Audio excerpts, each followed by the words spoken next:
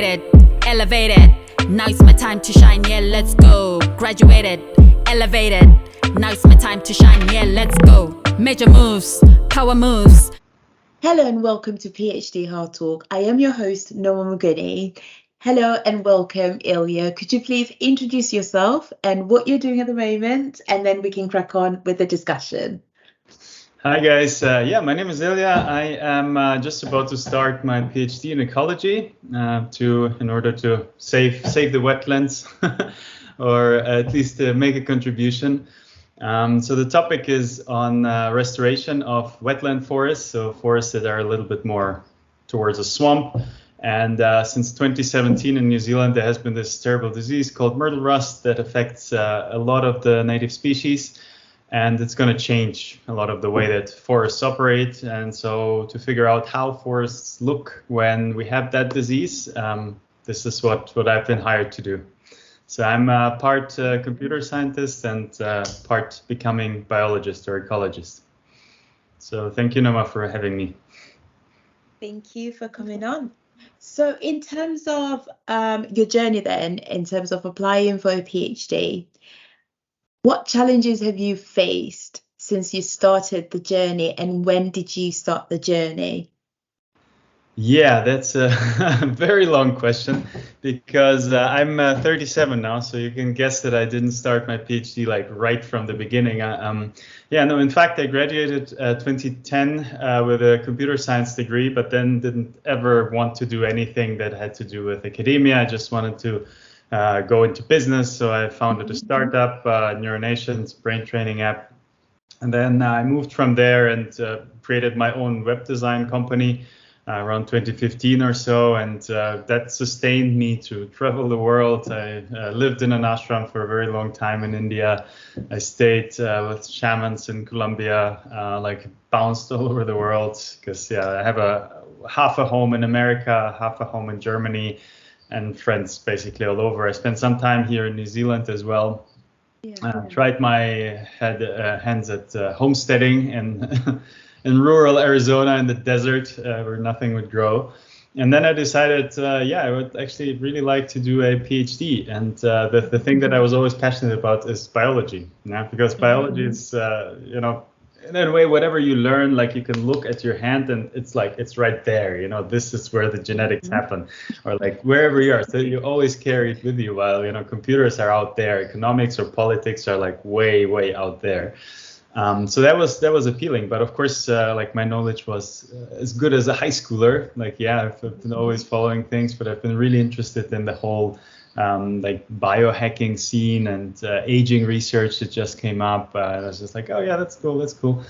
And looked at the US. It's very expensive to study in the US, and but they wouldn't take me at all without former knowledge and so without former training. So since I only have a computer science degree, how do you get into biology?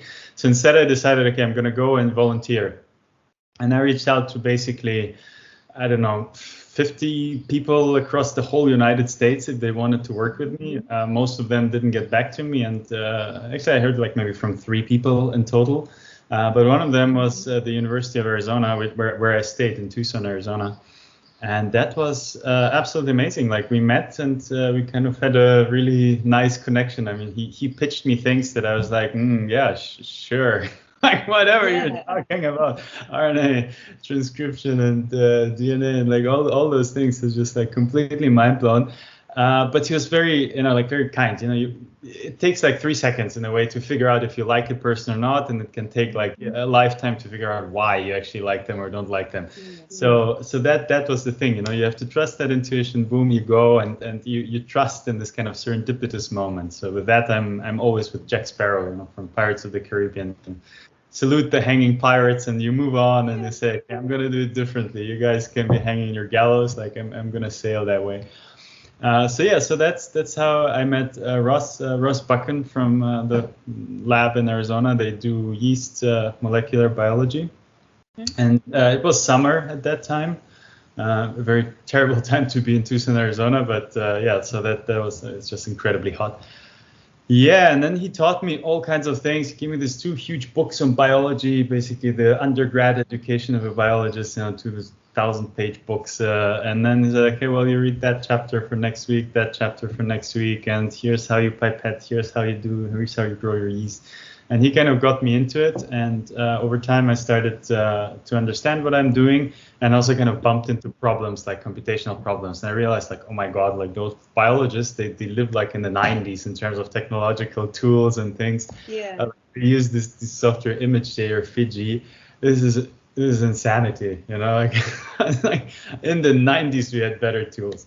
So I said, okay, well, I want to develop something myself, and I created a tool that basically looks at yeast cells, kind of cuts them out, and then counts specific little foci, little dots in it, which have biological meaning.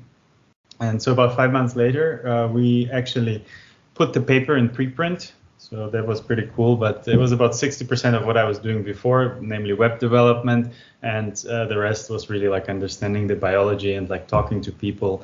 We found out a lot of things that they're just inconsistent. If you let humans do the task of counting some features, then you get different results depending on different humans. So the paper kind of riffs off of that. And that paper plus a recommendation letter. So I worked for maybe like 5 months initially for us, and then I started applying to universities, and I applied to 10 American universities. And like that was a total surprise to me that yes, like 3 of them accepted me eventually. Which I was like, wow, and it was all biology programs, and I had like absolutely no formal training in biology. I just had this 5 months volunteering, this one paper published that was more, like a computer vision paper, I would say. But I had this really glowing letter from Ross. So that's what I think, like the recommendation letter is really what sets you apart, especially if it's a good one and like an intentional one and so on. I think, that is essential to get there. And a big hurdle was just to figure out all the bureaucracy. In America, you pay like $150 sometimes to put in an application. You pay like TOEFL or the biggest corrupt organizations. I paid like $400. It doesn't matter that I was married to a U.S. citizen, that I basically speak completely fluently. I had like publications, blogs, everything. No, I had to do like a $400 test, and then pay them $20 for each university I would apply to. Just like, that was annoying. So it was basically a lot of money that I had to pay to get there. And but on the other hand, in America, they're very pampered. They say, okay, please fly in here. We're gonna feed you. We're gonna do these things for you. It's like very sweet, how it's organized. And so I decided on one university, and then I had to reapply for a visa. It was a student visa, which unfortunately did not work out. So it's just it took them like about 3 weeks longer than it should have. And then at that point, the semester already started, and the university said, well, no, you'll have to come back next year, and then you'll have to make a new visa. And I was like, Jesus Christ, like what is that? So that didn't work out. It can still work out next year, but now I ended up applying across the world, and currently in New Zealand. Here I did the same thing. I just found a few faculty, reached out to them, made a pitch, like, this is what I would like to do. These are my ideas. And initially I reached out to something related to agriculture. But the person that I reached out to had actually a project on wetland restoration. And she was very keen to work with me, and I was also very keen. So it seemed like a good fit. Wellington, a very artsy, beautiful, quirky town. And that's how I ended up here. So now I'm about to start that journey. So is that shell? That sounds amazing. And I've got a lot of questions to ask in terms of the different steps that you did adopt during this journey. And I guess the first one that I have to ask, which is I get a lot of questions and people are scared to ask. And you seem to be like, I want to ask for help. I want to jump in there. Even if I'm rejected, that's okay. I'll crack on. So how do you deal with rejection? For example, you applied to so many universities in the US, didn't you? And 3 got back to you and the rest didn't. And also with the volunteering, you mentioned that, you got in contact with so many people and just, a few got back to you. So how do you manage that? Well, I think like for me, like what helps is a bit of a more spiritual attitude, you know. Like first of all, existentialist philosophy, that's the baseline for everything I do. And existentialist philosophy basically states, you know, all of that doesn't really matter. Like you give it value. You know, you have to imagine after the Second World War, people are completely desperate. Everything is destroyed. Like, why is this happening? There's no rhyme or reason to it. But the rhyme or reason is that nothing really matters, but you can decide your own fate, and you can decide like what you believe in or not. So that is kind of the first step to really understand why the world is happening. Well, that happened. Well, it doesn't matter. You know, like I don't really care. You can do that, but then you can also understand the psychology of people. Like why, for example, do people say yes to you, don't say yes to you? Like in a romantic relationship, like why are you being rejected, for example? That's not that much different. But the thing is that we all come with certain notions into the world, and we think, you know, we have freedom of choice. Like probably to a smaller extent than we believe we do have a freedom of choice. So that person who makes the decision, they may only have like this 5% freedom of choice saying yes, and the rest is determined by their prior experiences. Like the things like how did they grow up? Maybe they don't, you know, like certain topics. Maybe they don't like a way that you framed something, even though somebody else would be totally in love with that. You know, that's why certain people will like you, certain people will don't not like you. 90% of the people will just not give a damn about you. That's how it usually is, you know, like, and rejection is basically the chance of falling into this 90% of the people that don't care. So they flip a coin, the coin that you are. It's not personal, you know, that's what it is. Like we tend to take things on very personally and cling on to that because we think, you know, we have authorship over so many things. I don't believe we really do have. And now statistically speaking, like let's say your chance of acceptance is 1 out of 10. So you do it 10 times, you know, what is the expected value? Yeah, it's a geometric distribution, like very, very simple, you know, 9/10 to the power of 9 times 1/10. And that's it. That's your expected value, you know. Go above the 10, like you'll definitely be accepted, like at some point, you know, given your qualifications and so on. So it's a numbers game, yes, you know, like a spiritual attitude of just not giving a damn so much and giving a damn about what you really care, because at the end, you know, what's a PhD? You know, in 100 years, we're all going to be dead. Nobody will care if you had your PhD or not. Like, go through a cemetery, you know, educate yourself. Like, all the ambitions that people have, all the little stories that are in there. Like, you'll be one of them. You'll be like, you know, 5 words on a tombstone one day. So what does it really matter to be rejected at this point? It doesn't, you know, on an objective scale. It only matters to you. So you are the center of the universe in a way, and you have to design your world around it. You know? Like the attitude is selflessness through selfishness. You know, take care of yourself so you can give to others. But that's, you know, I like that.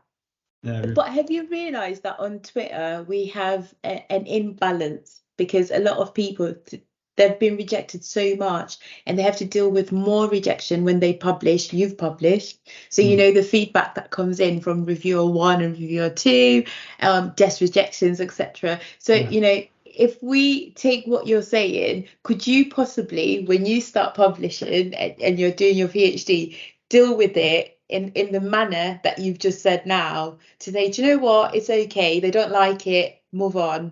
Mm-hmm. Well, I think whenever we spoke about those theoretical concepts about how we should live life, it doesn't mean that we achieve them. You know, if I see the North Star there and I go towards it, it doesn't mean that I will ever arrive at the North Star going that way. It just gives me a direction to go, you know, and everything else is kind of, okay, you train yourself, you slowly, you know, sometimes you had a bad day, like just be sick, just sleep a little bit less. You'll be so sensitive to criticism. Like, understand that a lot of these things also come from how good you care for yourself. You know, if you're in a stable state, then things won't bother you so much. So like, yes, when something bothers, is it, you know, because that which bothers you is very strong, or is it because you're in a very weak and fragile state?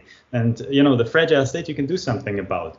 Like the strength, what comes from the outside, you can't do anything about. So like the only thing we can do is kind of to ready ourselves, and then by the grace of the universe, you know, things happen. That's you know, Christian mysticism even gets you there. Master Eckhart says, polish your cup, and that's the only thing you can do, and then divine grace will give you whatever you need in the world, but you can't force it to. You can only polish your cup, and so that's what we do. We kind of polish our cup to become better, to become more resilient, to become just more open, and so on. So that's what I believe. Yeah. I mean, I definitely have troubles feeling rejected and so on. Like, just believe it. I mean, so it doesn't mean that the fact that you see the world in, I add value to myself, you still feel a sense of lowness when it comes to rejection, even though you've got a positive view and you are selfish about, certain things. Is that what you're saying? I think, the question at the end boils down to identity. Okay. Who are you and what do you define yourself as? So that identity, if I define my identity as something in the outside, like how much money do I make? How much, like positive, like how many people give me a thumbs up? How many likes? Like all outside measures. So I can define my identity on that. The identity can be very strong for a celebrity, but the thing, when I take it away, you crash, because your identity needs like a foundation that is within you. So that is why I've lived in an Indian ashram. I studied all these tantric philosophies. That's what kind of is the foundation for my work. Like what is the human life worth? If you understand that, if you define it for yourself, what you are worth, then all outside validations goes on top. And if it goes away, you still end up with a foundation. You don't fall into the bottomless abyss because you don't have any foundation. And so that's what I think is essential, to create a foundation. And, a lot of the things you always say, oh, we have to do that. But maybe you grew up with a very absent father. Yeah. And so you never learn to be valued for something that you do. That's the fatherly love in Eric Fromm's sense. So you never learned to be valued for that. So you will have always struggle with your self-worth, with your ideas of like, who am I? And you can work on that. It might take you like a decade or so, but you can work on that if you understand the dynamics of it. And if you understand, and if you kind of prime yourself, that yes, you are the center of the universe. That's why Captain Jack Sparrow is so great, because you look at him, as a completely alone, completely abandoned, and on a mission to do that with such confidence, such zest, like that's just the most spiritual character. Anyway. I love it. I love Pirates of the Caribbean anyway. So I love the whole franchise. So I get it. So in terms of something else that you touched on, which was the visa aspect. So let's go down that route, because I've had people from India and also in Africa asking about, the visa process, applying for a PhD. And they do want to go to the US, most of them that have been in contact. I'm not in the US, so I don't really know the process inside out. But you're from Europe, aren't you? So could you take us through that? Because if you've had difficulty, so I'm just trying to understand, how difficult is it? Okay. Yeah. If you brought your knight's armor and all the things to go through the dark journey, I'll take you gladly on it. Come in. No, I mean it's technically it's not that difficult. Yes, you apply to a U.S. university. The application deadlines are usually around end of November, early December. So it takes them 3 months. To make a decision. They'll probably inform you maybe February or sometimes earlier than that, and say, okay, well, cool, we want to have an interview with you. Then you go to the interview. Like for me, it was still COVID time, so it was all online. You talk to like a bunch of people, spent like two days online. And then they say, okay, well, here's a formal offer of place. And so then what you have to do is you have to take that letter. That's number one. I think the other thing is like you have to pay some sort of SEVIS fee, some sort of international exchange student thing, which is another $300. Then you basically just fill out all the visa application forms that can take you a very long time, because they want, like your last places where you lived the past, 20 years, like everything. They want everything. So you fill all that out. And for me, like I say, I'm in Berlin, like I was in Berlin. And so then eventually they text you and say, okay, well, come to the interview. Then there is an interview. In my case, it was about 20 seconds long, where I just had dropped like 3 keywords. And then she said, okay, fine, I'm going to do that, but I'm going to do it like in a different way or something like that. And then it went to administrative processing, which is exactly the state that took like 3 months and that delayed my visa. And yeah, and then you just give them your passport, they put in the visa, and you can go. And also one aspect is that you can't apply, I think, like 6 months earlier than what your program starts, and you can't enter the US like more than 30 days prior. So if you start on August 15th, you can only enter on July 15th. Yeah, and also if you